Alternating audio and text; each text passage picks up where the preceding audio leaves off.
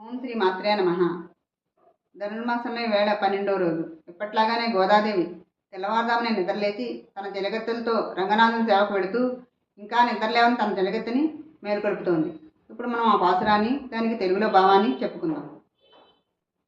கனைத்திலம் கத்தெருமை கன்றுக்கிறங்கி நினைத்து முளைவழியே நின்று பால் சோரா நனைத்தில்லம் செராக்கும் நச்செல்மன் தங்காய் பனித்தவை வேளனிக வாசல் கடைபத்தி சினத்தினால் தென்னிலங்கைக்கோ மானை செத்த மனத்துக்கு நியானைப்பொடவும் நீவாய் திவாய் இனித்தா వెళుందిరాయ్ ఈడన్న పేరు రక్కం అనైతిల్లా తారు మరిందేరో రెంబావాయ్. ఇప్పుడు మనం ఈ పాసురానికి తెలుగులో భావం చెప్పుకుందాం.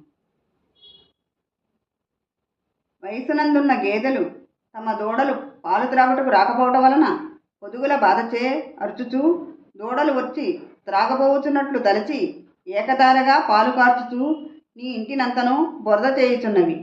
ఇట్టి అధిక సంపద కలిగి ఉండి కృష్ణుని విడవక ఎల్లప్పుడూ కలిసి ఉండేటి గోపవీరుని చెల్లెలా క్రింద నేలయంతయు బురదతో నిండి ఉండగా మా తలలయందు పైనుండి పడెడు మంచు శరీరమంతను తడిపివేయుచున్నను నిన్ను విడిచి వెళ్ళలేక నీ ఇంటి ముంగటనే నిలిచి ఉన్నాము.